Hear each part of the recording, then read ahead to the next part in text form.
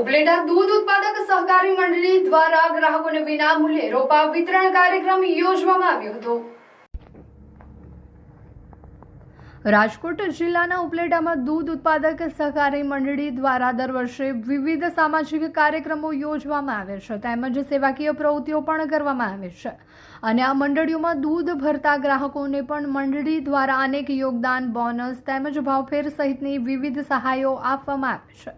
ત્યારે હાલ ઘણા વર્ષોથી વાતાવરણના ફેરફાર અને વૃક્ષોની ઘટને ધ્યાનમાં લઈને ઉપલેટા દૂધ ઉત્પાદક સહકારી મંડળી દ્વારા વન વિભાગ નર્સરી પરથી ખરીદી કરી તમામ ગ્રાહકોને વિનામૂલ્યે વૃક્ષોના રોપા વિતરણ કરવામાં આવ્યા હતા, જેમાં 1500થી વધુ વિવિધ પ્રકારના રોપા જેમાં બદામ, આમળા, લીંબુડી, રામણા, આમલી, કરજ સહિતના 20 પ્રકારના રોપાનું ખેડૂતો, પશુપાલકો તેમજ સોસાયટીના રહેવાસીઓમાં વિનામૂલ્યે વિતરણ કરવામાં આવ્યું હતું। મારું નામ દયાભાઈ ગજેરા, શ્રી ઉપલેટા દૂધ ઉત્પાદક સહકારી મંડળીનો પ્રમુખ છું।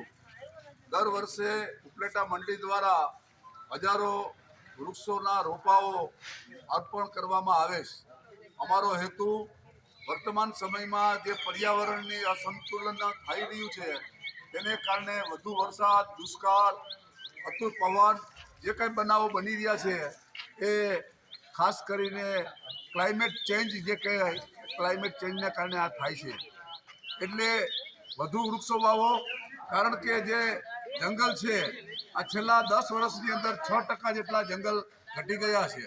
તો જંગલ જગ્યાએ ઘટે છે તો એ જંગલની જગ્યા ઉમેરવા માટે લોકોએ પોતપોતાના ખેતરોમાં આ વૃક્ષો વાવવા પડશે, કારણ કે જે રીતે અત્યારે એસીથી માંડીને કારના એસી, મકાનના એસી, ઓફિસના એસી અને જે ખાસ કરીને ગ્રીન હાઉસ થઈ રહ્યા છે એ ગ્રીન હાઉસને કારણે મોટી સંખ્યામાં ગ્રીન હાઉસના કારણે આજે આપણે આ ગરમીનો ભોગ બનીએ છીએ અને ક્લાઇમેટ ચેન્જનો ભોગ બનીએ છીએ।